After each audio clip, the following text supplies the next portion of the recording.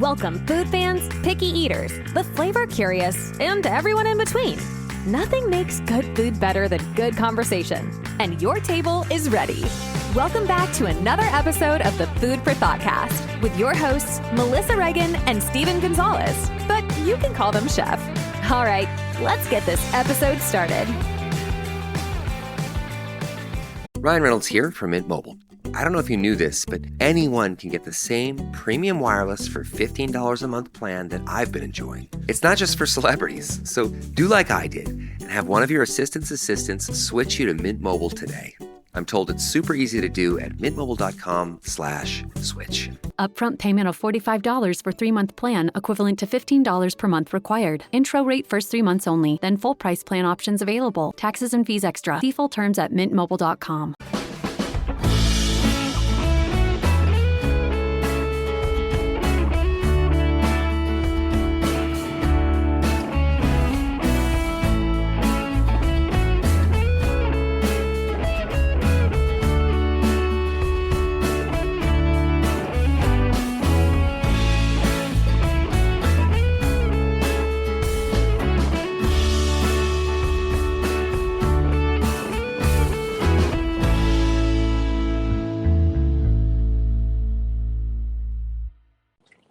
Hey there, food fans. Welcome back to the Food for Thoughtcast with me, your host, Melissa Reagan, and my co-host with the most, Chef Steven Gonzalez. What's up, Steve? Hey, buddy. How are you? I'm doing fantastic. I am stoked. Today we are talking to Chef Gregory León from Amelinda in Milwaukee, Wisconsin. What's up, Chef? Not much. How are you guys? Thank you for the invite. Fantastic. Thank you for being here. Yeah, this is a wonderful Monday. Most chefs have the day off. I don't know if that's the case for you guys, but We do. The Nice. restaurant's only open Wednesday through Saturday. So let's go. Are you hiring? not right now. I will let you know.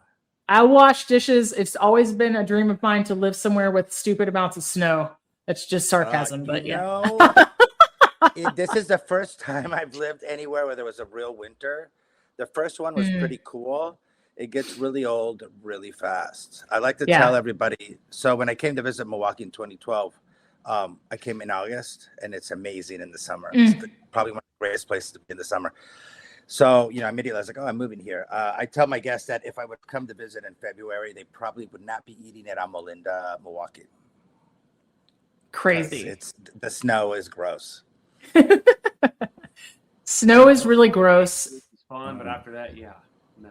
Yeah, for like the first 10 minutes.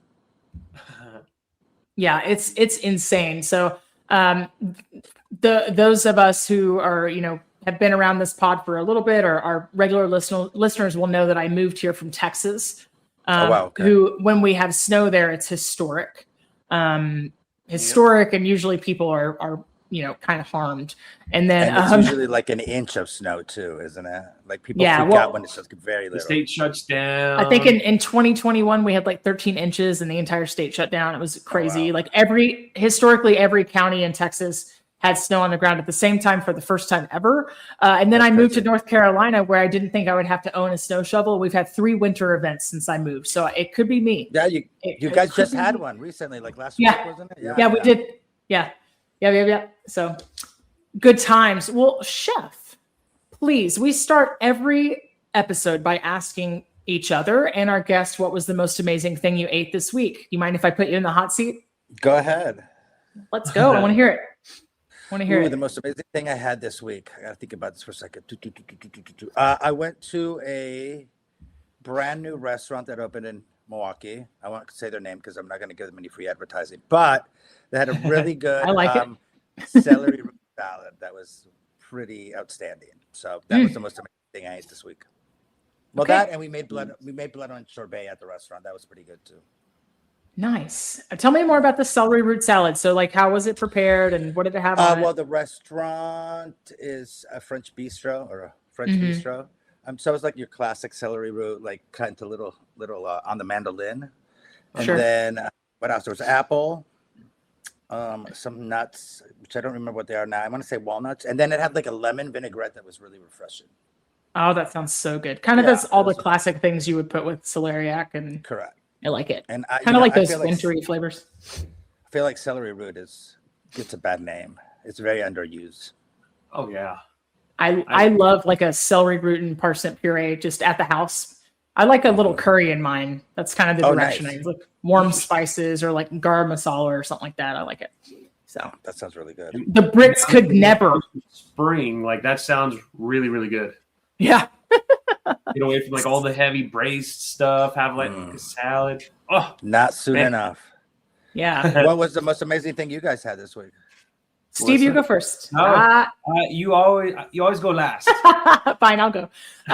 So yesterday I tried a new little spot new to me in town called the Pickled Onion. So I've lived here for about a year, but was super busy opening a restaurant, so haven't gone out much places. But I'm making my way through town little by little, meal by meal. Had a really amazing blackened ahi tuna. It was cooked perfect rare. It had like a really good cucumber and teriyaki slaw and some sesame seeds. In a week full of just peanut butter and jelly and Cheerios, like it was pretty amazing. So yeah, scraping by, cleaning the freezer out. It was pretty phenomenal. I feel yeah. Like, have I had better tuna? Yes. Was this a diamond in the rough in a place where I thought I wasn't going to find food open late and good? Yeah. Totally. Oh, they were open late. That's a plus. Yeah, I know. I'm like, oh, I found a new after work place. Great. Yeah. So, Steve, how about you? So the other day, my wife and I went to go eat at a restaurant called Santo Mar, and they've got like a paloma, but instead of doing like grapefruit, it's tangerine juice. And I absolutely love it. And of course, even though it's like more of a Mexican restaurant, like they do like the sushi rolls, things like that. So they had like a ceviche roll and whatnot. A lot of avocado, a lot of fresh ingredients, fish. They had some scallops on that thing. Man, it was good. And of course, my wife loves calamari. So anytime that she sees it on the menu, she's like, we got to try it. So yeah, definitely worth it. Does she like fried calamari or just cooked anyway? She likes it. I mean, typically it's always fried, you know. Yeah. But I'm sure she'd be open to any other way too, you know. Okay. I like a brown butter and like a sliced pepperoncinis, like a pan calamari sometimes. You know, like a saute. So out of my area, a lot of the time it's just deep fried, and then of course they offer like the aioli, more of like a marinara dipping sauce. But you know, that's whatever. I mean, that's the easiest, safest way to go, you know. So. But finding someone who can actually pull it off right, that's a challenge. Yeah, that poor calamari, it gets killed every time they throw it in the fryer. Yep. Well, Chef Greg, like, what's your favorite calamari preparation, or have you ever changed anybody's mind about the classic preparation? Yeah, I feel like somebody at the restaurants had it the way we prepared, and it was like, oh my god, I love this more than. At the restaurant, we'll do it either. Coat it in some spices and then just throw it on the flat top and do a salad with that. Or we will grab the bodies whole and then make a mixture with some chorizo, breadcrumbs, the tentacles chopped up, some sauteed onions, and then stuff the bodies with that. And then, you know, tie the little end with a toothpick and then dip it in a mixture of beaten egg with a little bit of flour and then fry it like that. Like a relleno? Yeah, like we fill. Oh my gosh, that sounds so good. Nice. They're pretty tasty. Sometimes, you know, they'll explode in the fryer. So my poor fry guy, but people love it. It's pretty popular. He's like just like scraping like burnt chorizo bits out of it. Yeah, or like you know, it pops at him and he burns his hand a little bit. Oh, dangerous. Dangerous. A little bit. Well, Chef, I want to know. I've read a little bit about Amelinda, but I want to hear in your own words, kind of like, how did your culinary journey start? Was it a grandmother? Was it your mom? What was going on there? You know, so I grew up in Venezuela. I was born in Oklahoma. When I was 5, I moved to Venezuela. That's where my father's from. Venezuela, you know, Latin country, very macho oriented. Cooking is for women. Women are in the kitchen kind of situation. So I didn't really get to hang out in the kitchen that much. You know, my dad's mom was a really good cook. My mother was an amazing cook, especially baker. Every now and then I could hang out in the kitchen and see what she was doing. But for the most part, it was like go outside and play kind of situation. But food was always something that interested me. I would grab my mother's cookbooks and hide in my bedroom and read them. And I love that. I moved back to the U.S. in 1989. You know, and my dad being old school was like, you have to go to college. So I went to college and did poorly because I was studying business and it's not what I was really interested in. And I got kicked out of school in 1992. I got put on probation and then I was kind of floundering for a little bit, not knowing what I was going to do. And I came across this show that used to be on the Discovery Channel called Great Chefs. I don't know if you're familiar with it. And so it's like they had great chefs of the Midwest and great chefs of California and great chefs of the Caribbean. And it was an hour show. They had 3 chefs. One would do a starter, one would do an entree, one would do a dessert. But you were not getting measurements. You weren't getting quantities. It wasn't a show for you to learn how to make the dish. They barely even interacted with the camera. They didn't say anything. There was a voice, a lady's a very smooth, calming voice, and she would kind of describe what the chef was doing. But it was kind of like, it was a very early, hey, look at how this works in a kitchen kind of show. And I remember watching that show and being like, holy crap, that's what I want to do. But, we're talking again, 1992. So being a chef or restaurant owner was not cool. In fact, the day I told my dad I wanted to be a chef, I also came out of the closet to him. He was more upset about my career choice than he was about me being gay. Wow. Yeah. And so and then I had lunch with a friend. This is right after Thanksgiving in 94. I had lunch with a friend who had just been in San Francisco. And he's like, if you're really serious about this career path, you need to get the hell out of Oklahoma. You need to either go to New York or San Francisco, 94. Those are the big culinary cities that everybody knew about. And so I was like, you're crazy. I don't have any money. What's wrong with you? I don't know anybody in these cities. I went home, thought about it. And I was like, okay, I'll go to San Francisco because it's California. It'll be warm. I didn't know about Northern California. And I got on a bus. I had about $500, $600 in my pocket.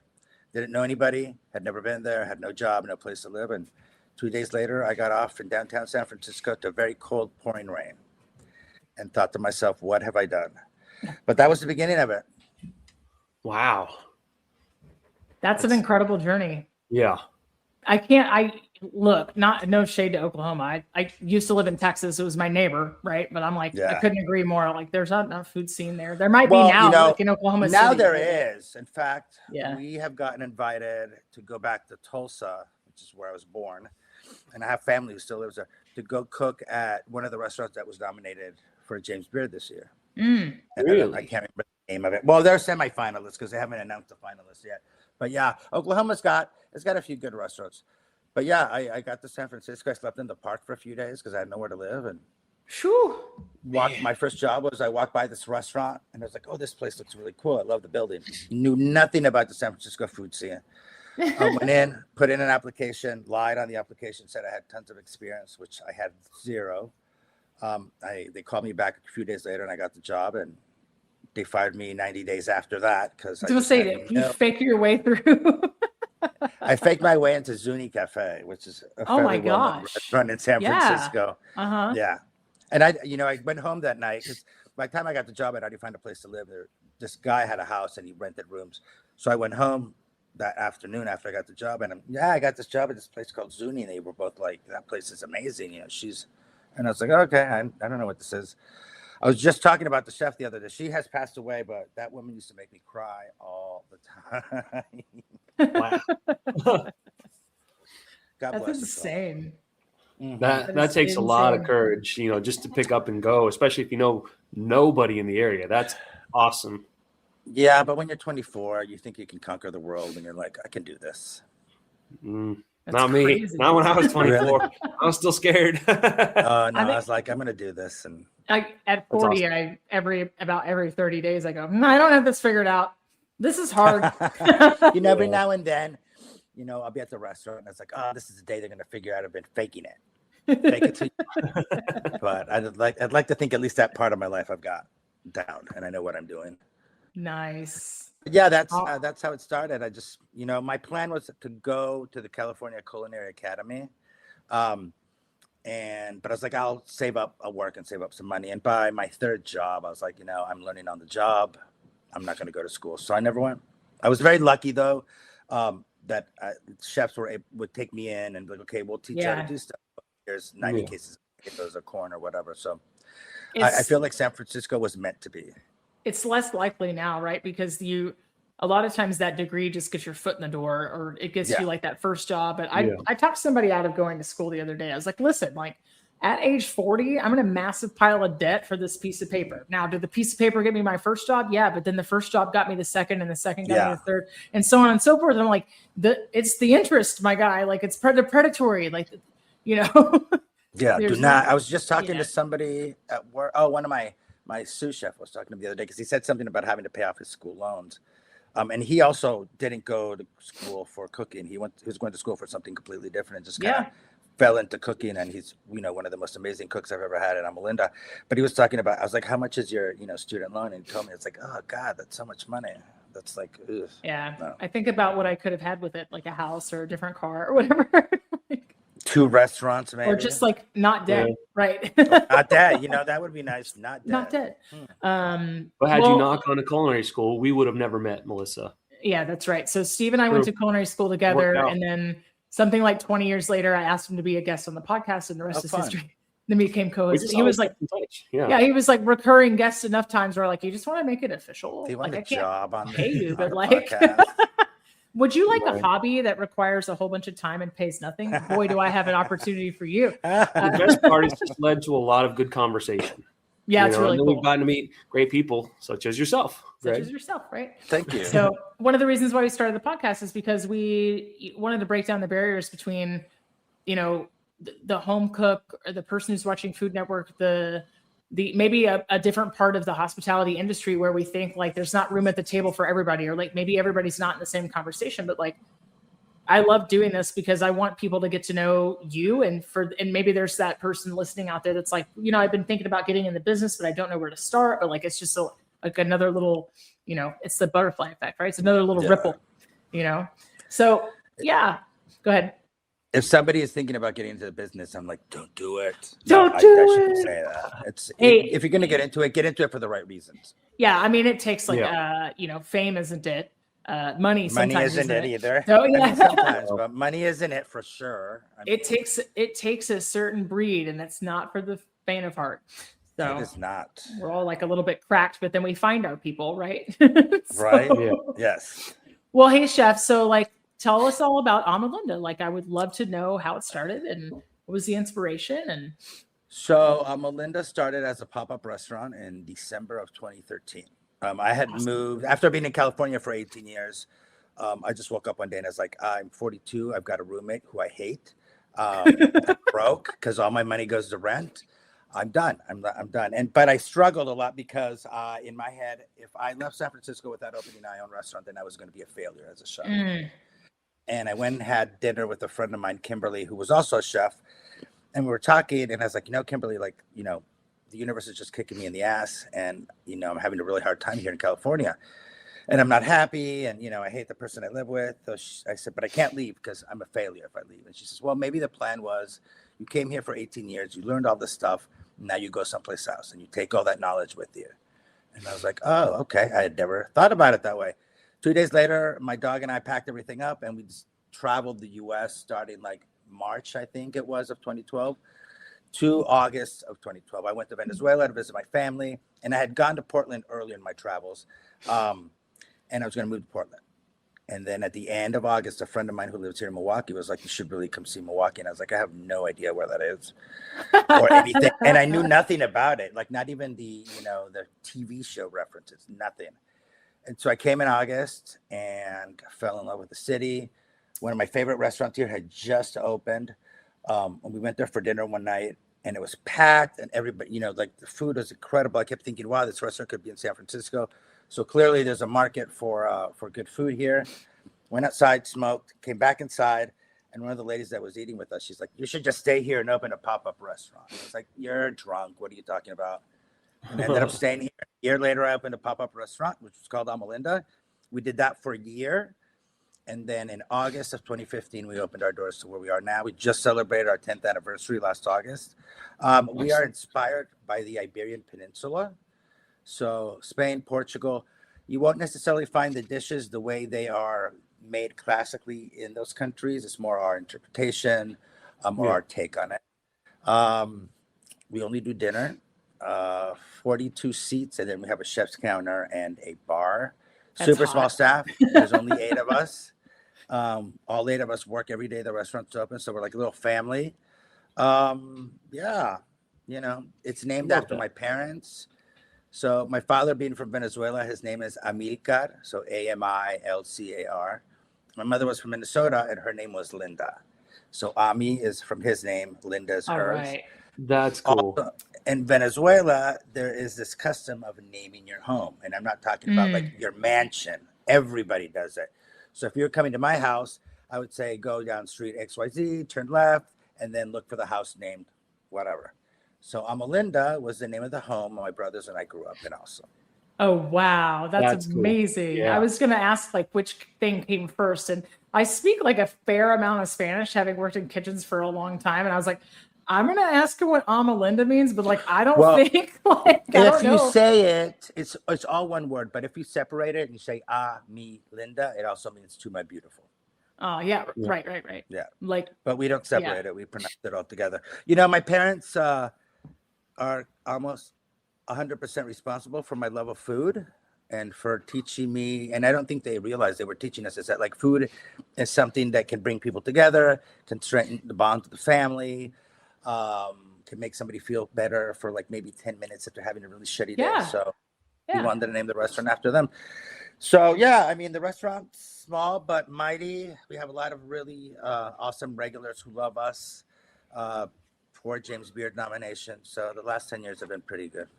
Congratulations. Awesome. I think that the story of the name is so beautiful on so many different levels. It's so cool. It's like, it's just kismet, right? It's just like, all these things were before you even knew, right? Just meant to be. For the longest time, when 2 months after I moved here, I met who would become my partner and husband, and now ex-husband. And he would be like, we need a name. So I started working on the business plan before I had a name. And then one day I was just sitting there in the living room and I was like, let's call it Amalinda. People still misspell it sometimes, but I can deal with that. It happens. That's the story of the little restaurant. We it's amazing. Since I started off as a pop-up, when I opened Amalinda, I felt like it was my duty to do the same. So we've hosted a lot of pop-ups. A lot of other chefs and restaurateurs in Milwaukee have come in and pop-ups at Amalinda before they opened their own place. I love a project. So if you walk up to my door and you're like, I've never cooked before, but I want to learn, come on in. Let's cook. Sometimes we have like guests will come in and be like, oh, my wife likes to cook at home. And jokingly, I'll be like, come hang out with us. They'll show up the next day. We've got kids. We've had kids come in who were like, oh, I want to be a chef when I grow up. And I was like, cool, come see what it's like. So it's pretty fun.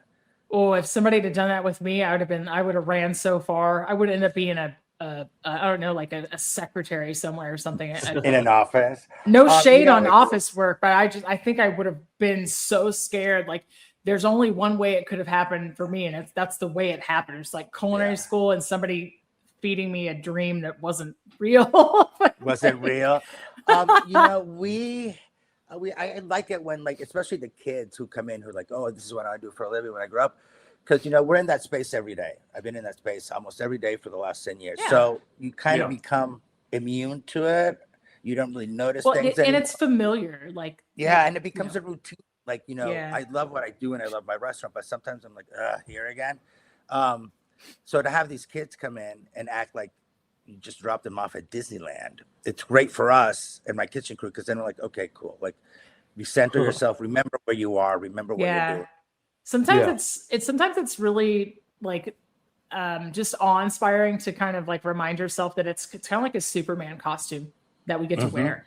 And I used to love having like Boy Scout and Girl Scout troops in, and I would like let them whisk a custard for creme brulee, or I would let them do something for the menu, and then they could come back. I would send pictures to the troop leader later and be like, yeah, you're this Boy Scout troop, whatever number, they made this for tonight, and we put it on the menu or whatever it is. Like it's awesome. It's just like it's so cool to give back, Yeah, and again, it helps us kind of again get grounded and be like, okay, we're lucky that we get to work at this restaurant and we get to do what we love for a living, what we're passionate about. Not a lot of people can say that.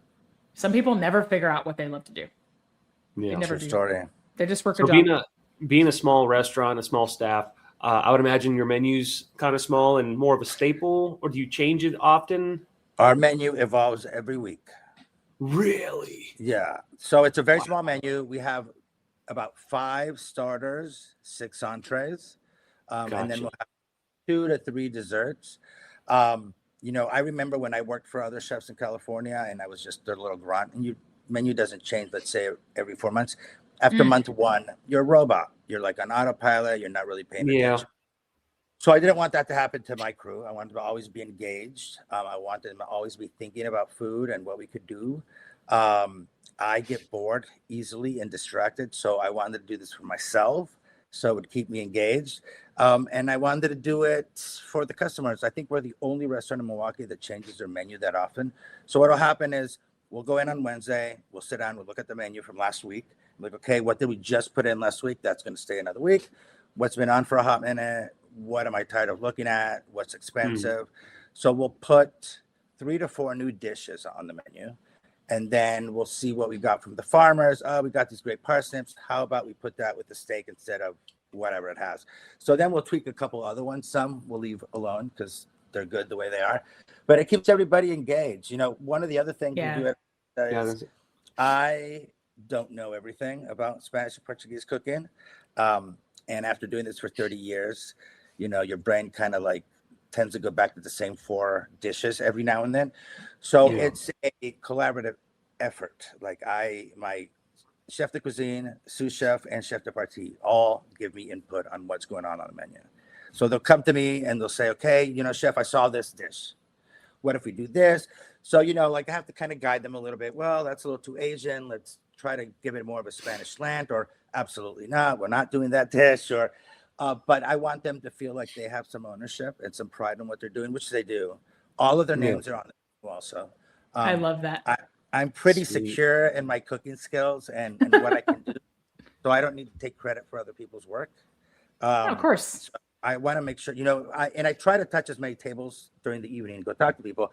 And there's been times when, a table will be raving about a steak dish, which is coming out of my chef de cuisine station. So I'll be like, hey, Raiden, go talk to table 4. They want to talk to you. Because they also, these kids are all young. They're all under the age of 25, all of them. So my chef de cuisine is 23. My sous chef is 21. And my chef de partie is 24. So you're giving them the chance of a lifetime. It's not going to get that anywhere else. No. A lot of people wouldn't even hire those positions based on those ages. Probably not. Not. But, they're very talented. They're very passionate. On Saturday nights, when I'm done, I'll go sit at the bar and I'll be talking to guests and stuff. And my chef de partie will come to me and be like, okay, for next week. And I was like, dude, we literally just closed 5 minutes ago. Like, give me a day of not talking about food. Don't lose that excitement, please. Yeah, that's that's really something. Yeah. Like that passion is incredible. Like, give me like 10 minutes. And I remember when I was like them, like every waking moment, it was like food, food, food. So it's very. I was gonna say, but when you're empowering them like that and they got that buy-in, man, I can definitely understand where that excitement, that passion's coming from. Oh, it's awesome. Super cool. For the week of Thanksgiving, we close every year. And last year, it had always been a dream of mine to take everybody on a trip. And over the years, we've had some really great people. And then we've had some people that I don't want to travel with or spend my money on. So finally, last year in August, I looked out and I was like, these are the ones. These are the people. So I took them all to Lisbon for a week. I was just going to ask, like, when's the Alma Linda research trip where everybody gets to go be immersed? Well, we all went to Lisbon, from the dishwasher all the way. Everybody went. I love it. There was 11 of us. We stayed in an apartment in the old part of Lisbon, 2-story apartment. Like, we had a blast. But the day after we got back, I literally had to sit the kitchen down. I'm like, we can't put all the new dishes on the menu at once. So write some of this stuff down and we'll trickle it out. But yeah, they're so excited about everything. It's great.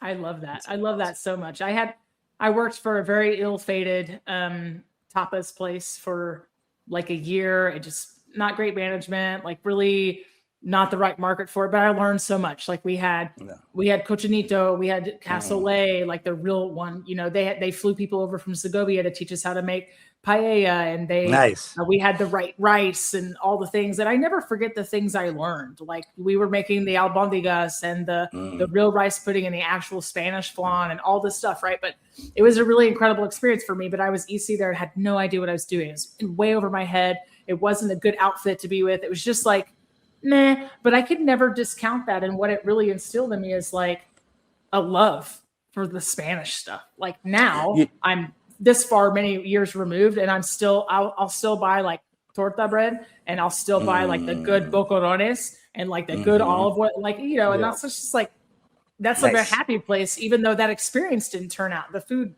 endured. Right. You know, now that I look back at my career, you know, and you can learn anything. You can learn you can learn something from just about any place you've worked at, even if it's a really shitty job. Yeah. You know, I like to say I've worked with some pretty crazy people.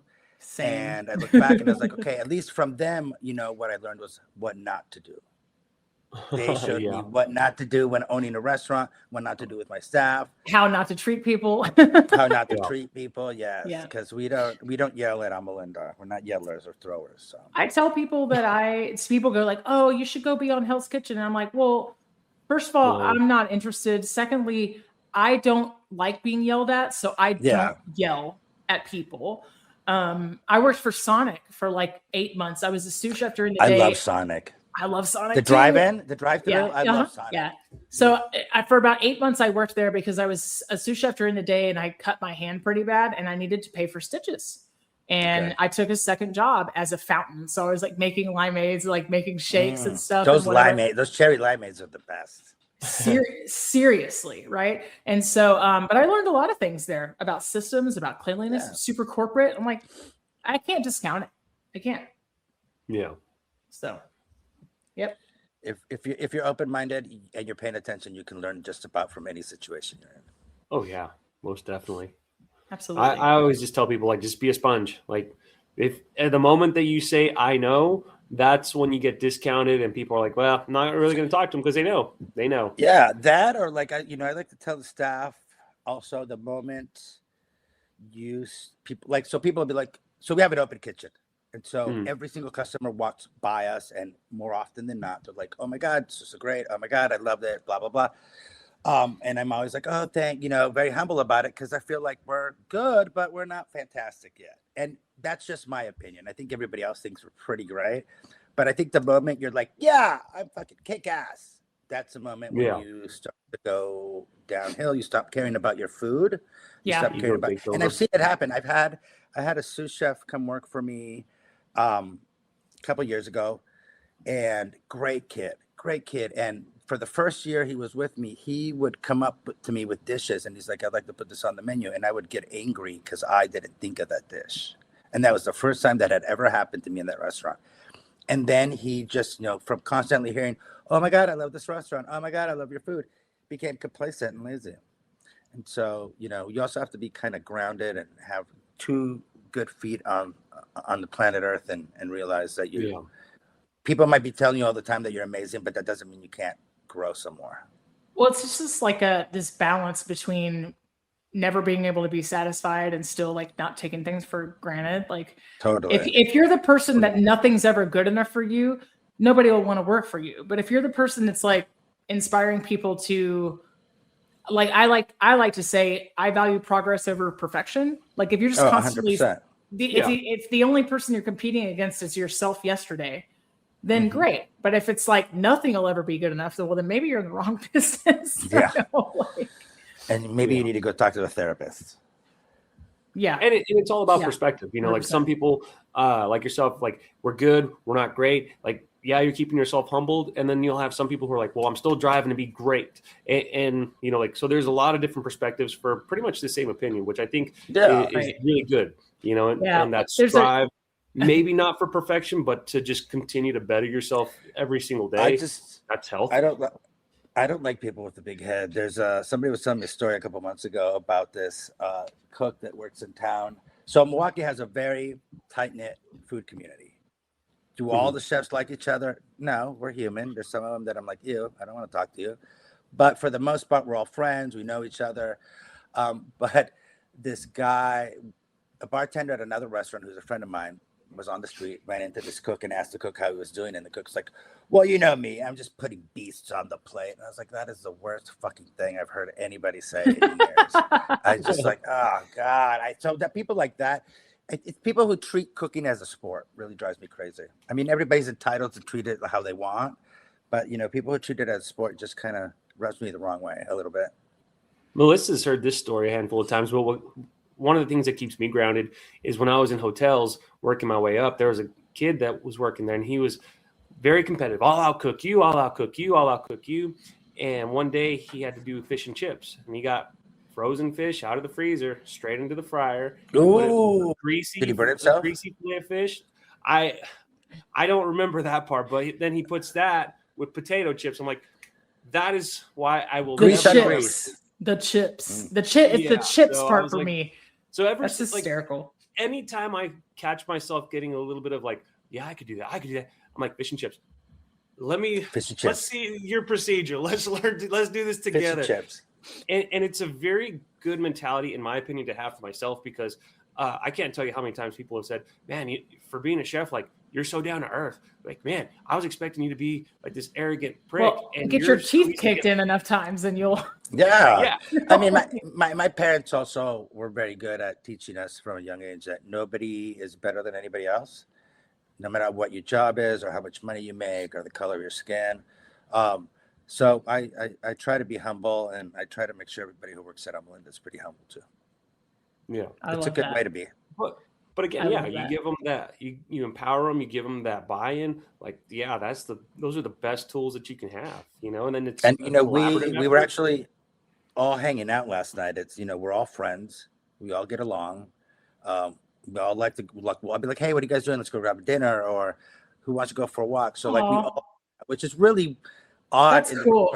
Because there's always one person, but again, there's only 8 of us. So, and we're there 4 days a week, all of us together. So I've lucked out with this group of people. Yeah, that's insane. Like I have it's not that I don't like my team or haven't liked teams that I've worked with over the years. I just have a strict non-fraternization. Like I won't go there. I learned that lesson as a sous chef, right? Like when I'm drinking with the cooks and then they don't respect it because you got shit-faced, and then so no, I get it. And it's my style of management hasn't always worked for people. Like when people come and interview with me, the first thing I say to them is like, I don't want to be your parent. I didn't have kids for a reason. I do not want to be your parent. I'm not your mother. We're all adults. I will be very clear on what my expectations are. I will answer your questions as many times as you need it. I will buy you books. I will buy you whatever equipment you need. I will do whatever I can to make sure you can do the job I'm asking you to do. And I will get more mad at you if I have to take time out of my busy day to sit down and talk to you about something you did than what you actually did. Because I find that most of the time, the mistakes that people have made are like really dumb mistakes because they're not paying attention or they just don't care. Get in a hurry. They're in a hurry. So I don't want to be anybody's parent. I want everybody to be an adult and be responsible for what they're supposed to do.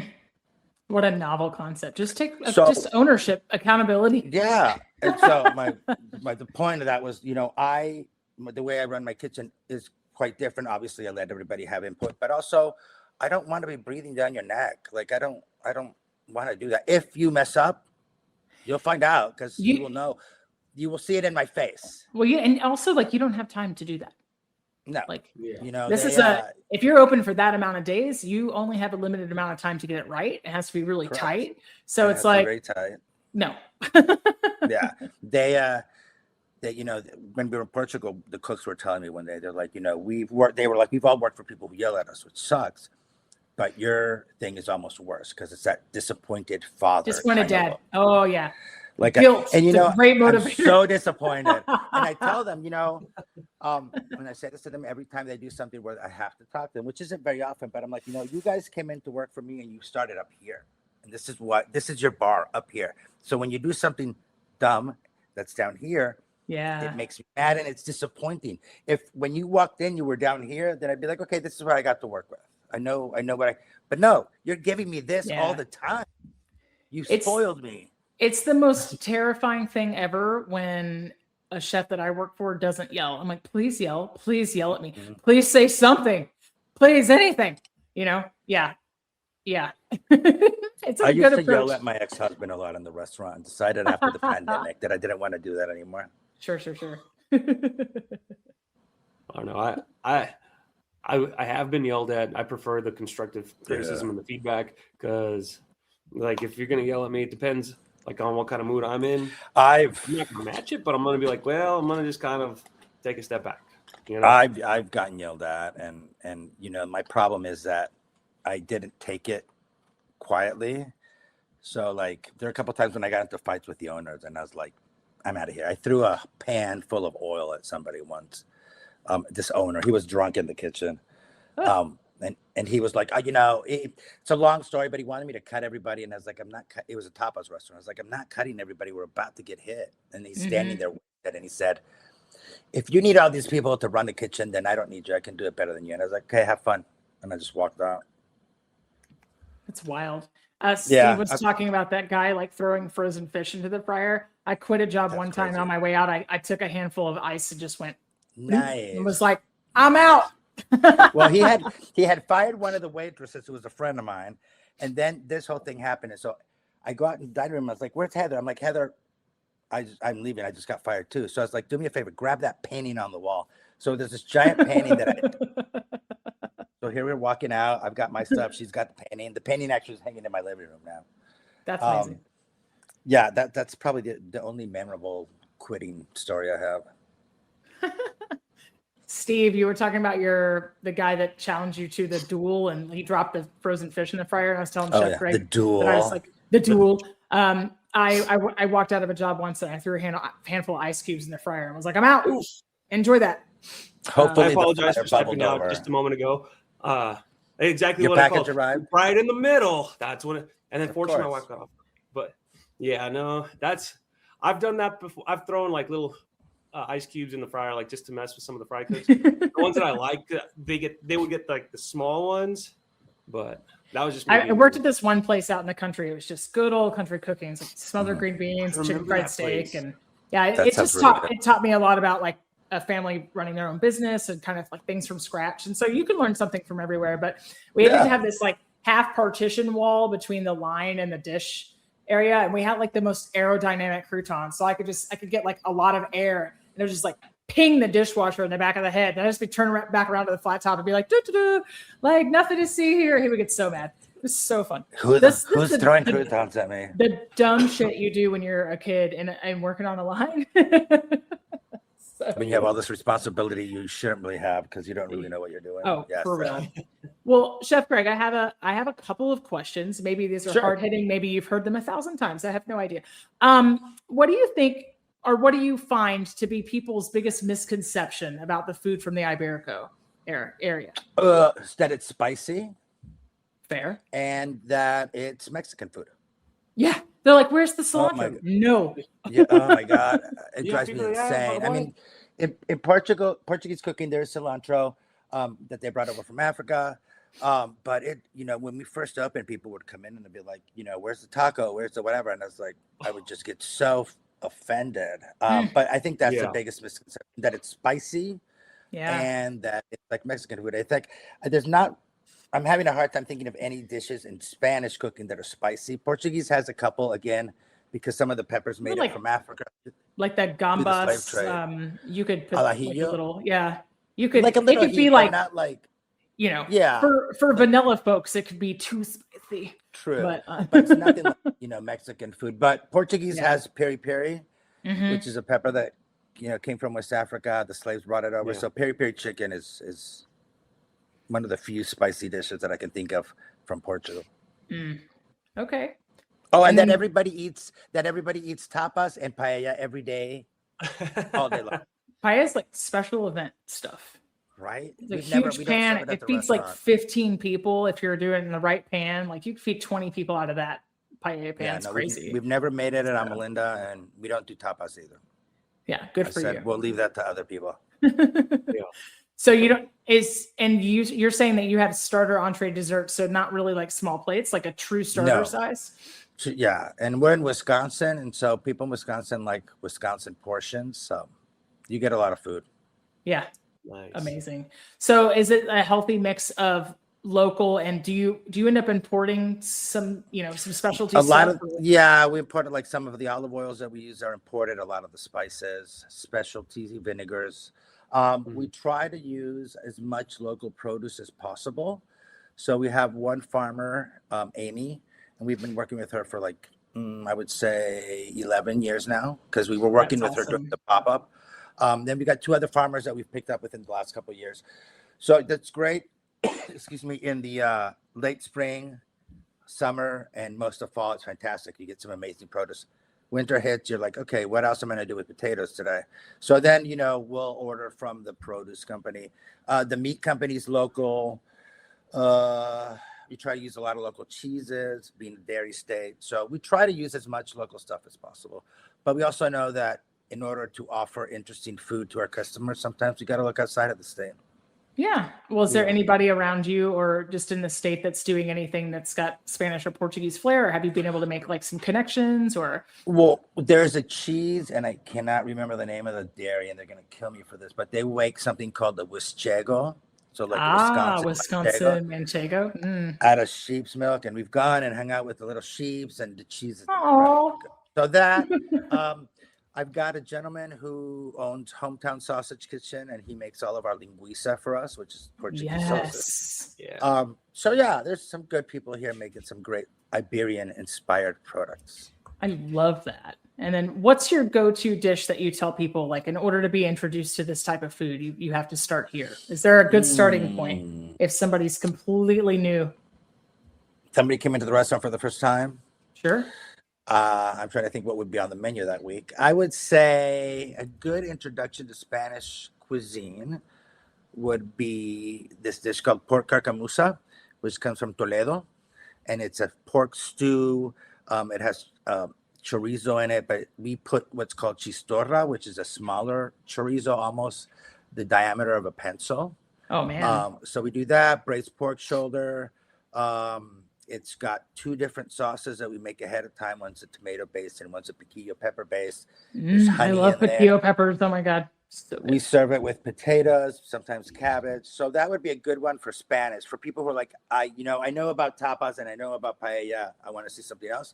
And then for Portuguese, I would say porca lentejana is a good one. It comes from the Alenteja region, and they like to do seafood and meat together in the same dish. So this is a dish that's normally a pork stew served with clams. So we've kind of refined it. We had two things I would not put together at all. Right? And it's got like this really delicious smoky pepper paste that you rub the pork with before you cook it. So those would be my two choices. That sounds amazing. I'm going to avenge your name with the dairy. Is it Hidden Springs? Is that the dairy? Probably. Yes. Did you just Google I was it? I was like stealth Googling. I was like, yes. I was like, we are amazing. I was like, Driftless area. We can't let them go without a shout out. right. I was like, I think it's the picture of the one with the sheep. Probably that one. Yes. No, that's it. Hidden Springs. Very nice people. It sounds so good. I love supporting the local community. And then what other kind of inroads are you able to make with the community? Do you do any, fundraising, extracurriculars, charity? Like what are you guys involved in? So I wish I could say when I wrote the business plan, we had put this model into it. We're like, okay, we're going to use the restaurant, not just as a restaurant, but as a place to help others who are less fortunate than us. A force for good. I love it. A force for good. So it's, we've been designated a safe space. Love that. We again have helped other cooks and chefs who wanted to start their own business. In 2019, with our friend Kai, we started a program called Tables Across Borders, where on the days Melinda's closed, we invite a family who has either been here for a bit, but they were refugees or just relocated. They come in, they cook the food of their country. We sell tickets. 100% of the money that's made that night goes to this family. That's incredible. So myself or the staff sees nothing. We've done this since 2019. So we'll do it in the early spring, fall, and winter, and they sell out. So that's one of my fun programs that we do. Also, during the pandemic, we started something called Hungry Hearts, which was kind of a meal program. So it was a roster of 10 restaurants, Melinda being one of them. And every Saturday, 3 of the restaurants on the list would each provide 100 meals in to-go containers. Hungry Hearts, the organization, would pay the restaurant $1,000. So they were making a little bit of money. All the money was either through grants or donations. And then we would give those meals out to the community. So we had that program for about 2 years. We gave out about 40,000 meals, and we gave to the restaurants, including Melinda. I think it was a total of $500,000. So we do that. We raise a lot of money for Vibrant Health, which is a local HIV organization. You know, there's not a charity that I won't raise money for, especially if it's animal, like dogs. We've raised money for the Oolong Doxy Rescue, which is where Cody came from. Just had another rescue in Illinois bring some dogs, and so we raised some money for them. So, you know, I kind of have a bleeding heart. Sometimes I need to learn how to say no, but we're constantly donating dinners to organizations so they can raffle them off. And we like doing stuff. I'm in a position where I can do this, so you know, why wouldn't I? Last year, we did a lot of interviews around the 10th anniversary, and the restaurant's kind of known for that work. And so people would ask me, why do you do this? And it was a very hard question for me to answer because I couldn't come up with a reason. Yeah. And then finally one day I told the reporter, we do it because we can, not because there's a reason. Like we just do it because we can. Well, it's because you cook for people, not numbers. Like it's yeah. And that's the thing, you know, we don't worry about turning tables. If we did it, my life would probably be a lot easier. I'd probably have more money. But we want people to linger. You know, there's times when I have to go to a table and be like, you know, you've been here for 3 hours. The next table's here. Can I seat you at the bar for a drink? But we want people to kind of relax and become part of the family. You know, during the pandemic, at the beginning, when the first round of stimulus checks went out, all of a sudden we had customers send us their checks signed. And they would tell us, we want you to take these checks and put them towards the restaurant. Open. Yeah. Because your restaurant is our favorite place and it's like our home. And we want to make sure that it's still there when life gets back to normal. Getting the chills. Wow. I mean, I think this is one of the first times I've been able to tell the story and not like get all yeah, you know, so people care about us that much, so we're going to care about other people. Man, that's what it's about. That's passion. That's love, man. Thank you. That's what it's about. Awesome. And I think that if that's the energy you put into the world, like you'll be taken care of. Like the restaurant will be taken care of. It'll be good. I mean, I wasn't always, you know, there were a couple of years in my youth where I was kind of a pain in the ass. So I'm trying to make up for that. Well, all you can do is be a better you the next day, right? Yep. Like that's.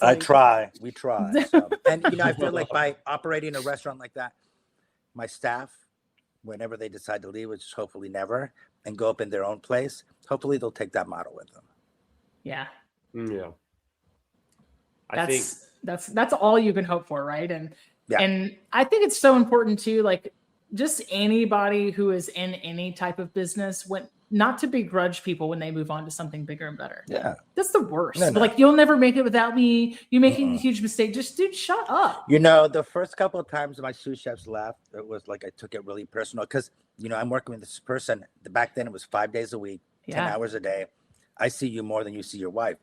And we would become really close and good friends. And then they're like, you know, one of my favorite sous chefs of all time, his wife got pregnant, first kid. And he's like, I need a job where I can get health insurance, make tons of money. So he became a plumber. We still talk once a week. He comes by, brings the kids. Yeah. So I don't, even the times when people have left under not the greatest circumstances, I'm still wishing them well. I don't, you know, there's no sense of being angry because they want to move on. I have this philosophy around doing job interviews. Usually you can tell within the first 5 seconds. It's a vibe check. It's a feeling you can get after you've done this for a long time. But like, it doesn't mean that you have to ruin that person's day, right? Like you might call them back later. Or you might be like, if you don't hear from me by this day, you know, we decided on something else. But like, there's no reason to like ruin somebody's day. Yeah, like it's just gross. Like, you know, I have this thing where I hate making people feel bad. Even if it's somebody, it's like my mortal enemy, I still don't feel bad for making you feel bad because I know what that's like. I know what it's like to feel shitty about yourself. And I would never want to be responsible for anybody feeling crappy about themselves. Yeah. There's another side to that. You know, what we were talking about earlier on in this pod is that, you know, that kind of always challenging yourself to be better and like not letting your ego get in the way. But like there's a whole flip side to that where people never escape their own imposter syndrome. Oh my God. If you walk around every day just going, I'm a piece of crap, I'm a piece of crap, I'm a piece of crap, it becomes a self-fulfilling prophecy. So it's like, totally. I have a friend like that. You know, why would you just contribute to that for anybody else? You know that you have the power to not do that. So don't do that. I have a friend like that. She came over last week to cook dinner for me and another friend. And she made my favorite dish, pasta amatriciana, and she's making it and we're eating it. And I'm like, oh my God. So I was like, oh my God, this is amazing. She's like, oh, I don't know. And I was like, you're right. This is garbage. How dare you come to my house? And she looked at me and I was like, I'm never paying you a compliment again. The audacity. Like, no. I was like, and I'm like, learn how to take a compliment. This is really good. If it was crappy, I would tell you. Just say thank you and move on. Yeah. Or just learn. And you know, you mentioned imposter syndrome. You know, it's still every now and then there's a little voice in the back of my head. Of course. I have a friend, we call it KFUC radio, all hate all the time. And you know, but when I'm having a bad day, I'll text my friend. I was like, the radio station's playing really loud today. I love it. I think, you know, you have to keep that in check, because if not, that'll cripple you and you'll never be able to be as great as you're probably meant to be. I gave my anxiety a name. She's Janet. I like so that. I can just be like, shut up, Janet. Shut up, Janet. Yeah. sorry to every Janet I've ever had in my life, but I don't know how it came across. But like, it's a beast that you have to learn how to tame. Totally. When we first opened the restaurant, you know, this is the first time I had opened my own restaurant. It was the first time I was running my own restaurant, and I would look at my husband at the time, and I'd be like, you know, we'd be 2 weeks into it. I was like, are we just like faking it, like figuring it out as we go? And he'd be like, are we doing this? Like, this is where they're going to figure out I've been faking it all along and I'm horrible at this job. What am I doing? That doesn't happen to me anymore, but every once in a while I'd be like, Where does this self-deprecating humor comes in? Like about maybe every 2 weeks, I'll get paid. I'll get paid and I'll be like, you guys didn't fire me again. Sweet. Must be doing something right. I still crack those jokes. They still get corrected. Like, dude, you need to be a little bit better on yourself. It's like, yeah, you're right. So over the last few months, especially, it's just like, okay, I'm not going to crack a joke against myself. You know, I know what I'm doing. I'm competent. We're good. Just keep moving. That's like a shout out to your friend, Chef Greg, because people are always like, oh, I can't cook for a chef. No, I don't want to cook for a chef. Like, oh, I'd be too nervous to cook for a chef. Everybody says that. I want somebody to come cook for me, please. Oh, yeah. That's what I tell people. I'm like, you can make me a grilled cheese sandwich and I'll be happy. I didn't have to make it, and food tastes better when other people make it. So, she's also a chef, so that's why I think she feels pretty confident to come in here and cook. And I think it's like, I've been in this apartment maybe 4 years. I think it's the third time anybody's ever cooked in this kitchen, because I never cook at home. I came home from an exceptionally long week and shift this past Saturday, and immediately like needed to do 1,000 things, but my body said, "Hi, puppies." They have something to say. Your dogs too. Yeah, I keep having to mute myself because I can hear my little mine just barking downstairs. Mine only have to like. They only have to patrol the backyard when we're recording this podcast. It's like they know. Oh, well, they don't even know what they're barking at. We're in an apartment. We're on the second floor in the back. So it's not like they can see. They're on the floor right now in their bed. So it's not like they can see what's going on outside. Every once in a while, he just has to let out a growl to make sure everybody knows. They want to talk about Portuguese flavors. I know. They want to talk about Portuguese. They're fans. Guest of the guest, you know? Yeah. So, but yeah, gosh, I forgot where I was going with this. I can't remember. Sorry. We're talking about imposter syndrome. That's right. We were. Oh, I got home on Saturday and I had just worked like a super long week, super long shift. And my brain was like, you need to do these 800 things. My body was like, no, you're about to fall asleep on the arm of your couch in your full clothing. And when you wake up, it'll be dark outside. So when I woke up, it was dark outside, the entire rest of the day gone. Didn't know what time it was. One of those epic unplanned naps where you're like, who am I? What's my name? Like, where am I? Where am I? Where am I? I begrudgingly made like turkey kielbasa with Dijon, like caramelized onions, cooked it in a beer, like that opened involves a can a pan. I'm impressed. Like opened a can of zero sugar Bush's baked beans because I had the type 2 beatus. I put some sweet potatoes and like I blanch potatoes at the beginning of the month in all sort of different shapes. So I took them out of the freezer, I put them in the air fryer. So I was like home fries and baked beans and like sausage. But I was pissed. I was like, This sounds like you're making Thanksgiving dinner in my book. I was, yeah, that's like, it was probably like 25 whole minutes, but I was pissed. I was begrudgingly doing it. Then I had to take a moment and remember, like, somebody would kill to be able to put this together in 20 minutes without panicking or just having the knowledge, like, to just throw something together. I was like, yeah, you're blessed to get to eat this. Like, shut up, dude. Like, I'm sitting here going through what's in my freezer and refrigerator. If there's anything in there that I could make grilled cheese, I could make peanut butter and jelly. My freezer is full of dog food. Did you make it or you bought it? No, there's that brand, the Farmers situation that they get because they're spoiled. I spoil my dogs too. I mean, yeah, but there's I don't have anything in here. Like as my friends say, you don't even have ingredients to cook with because I never cook at home. Yeah. I have a freezer that is stocked full of like there's 4 blocks of tofu, 2 blocks of tempeh, 3 pounds of ground beef. There's potatoes in every shape. There's broccoli. There's wings. But I'm like, I don't want to cook it again. Yeah, no, I get it. I don't want to cook it. I get it. That's it why never tastes good. Cereal's on the menu at my house every night for dinner.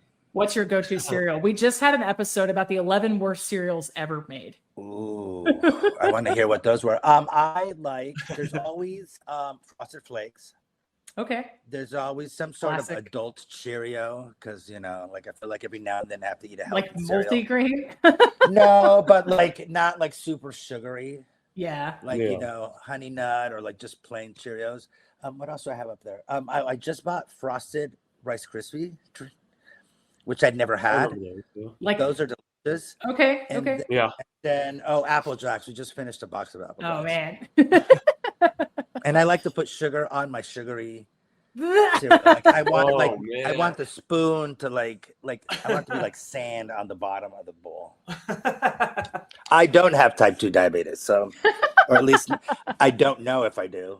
Let you know if somebody recently asked me what my favorite season was, and I said it's Girl Scout cookie season. Duh. Which is right now. I always make them work for the sale.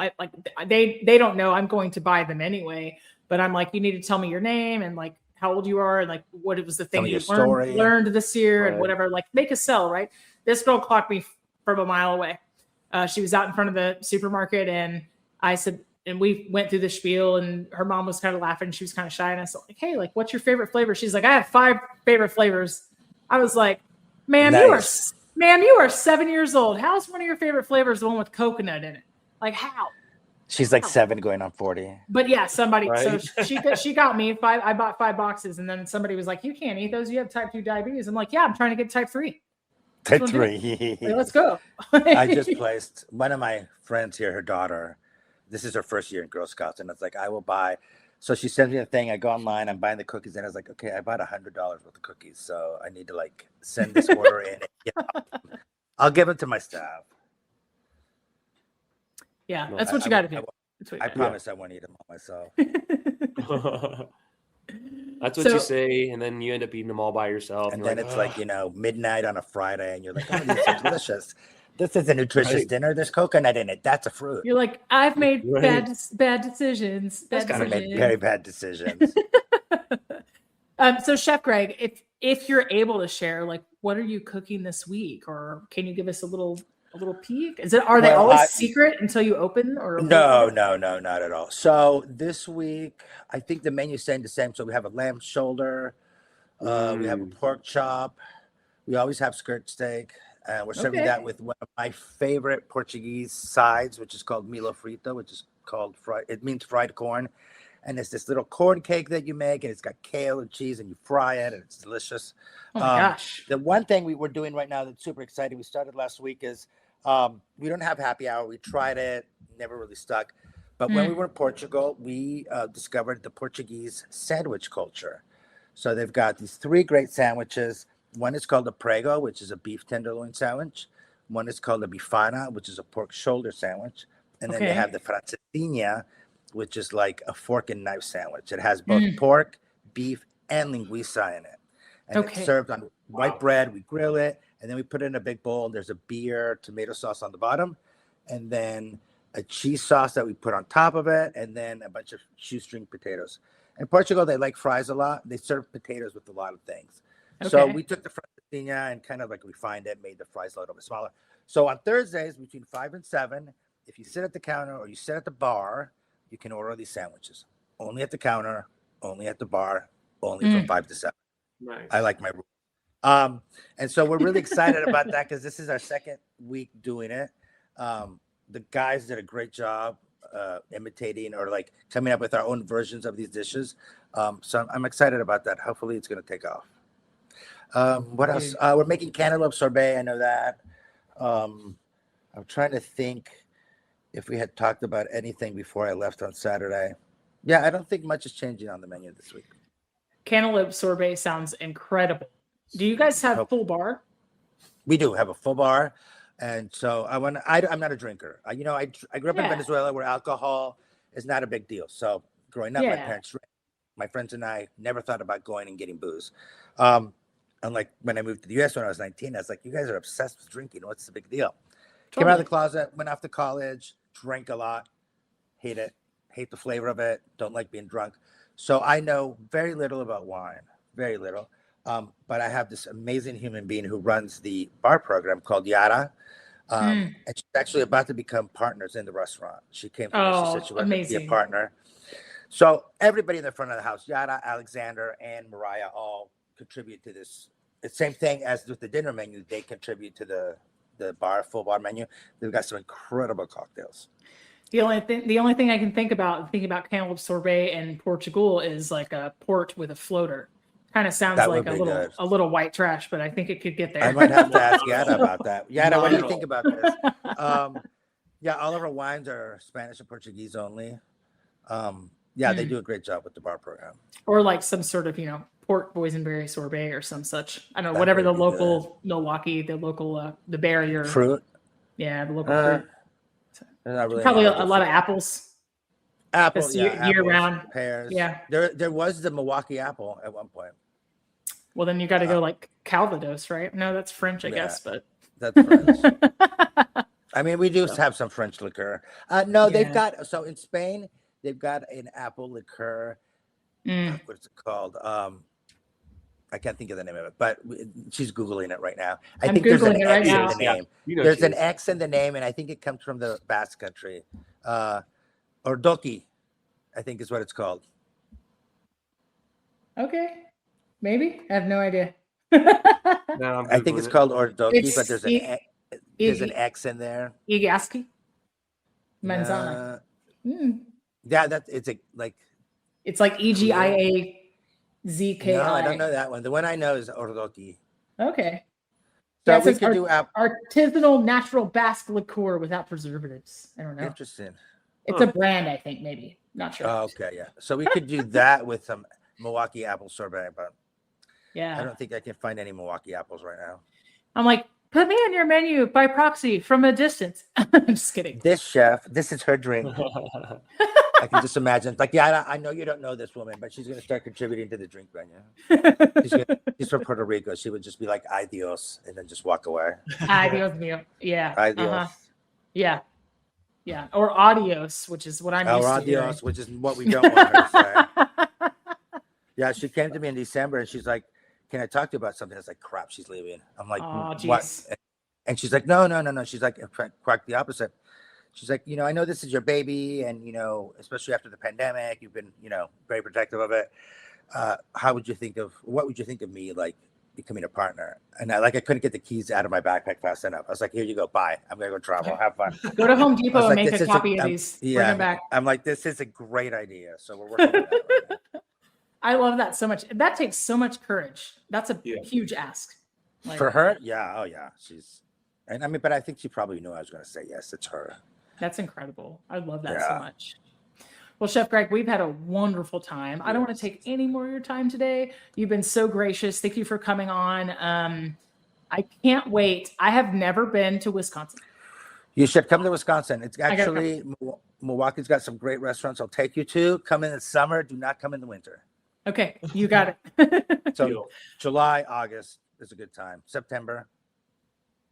Amazing. We'll stick around after I stop recording, and we'll chat for just a while longer. Excellent. But hey, it was a pleasure having you on today. Thank you so much. Thank you for the invite.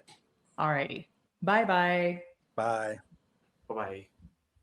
That's a wrap for today. Until the next episode of the Food for Thoughtcast, make good food, eat good food, share it, and be kind to one another.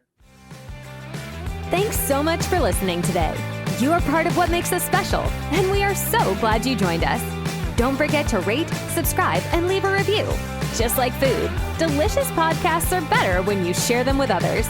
Come back for seconds wherever podcasts are served, and we'll catch you in the next episode of the Food for Thoughtcast.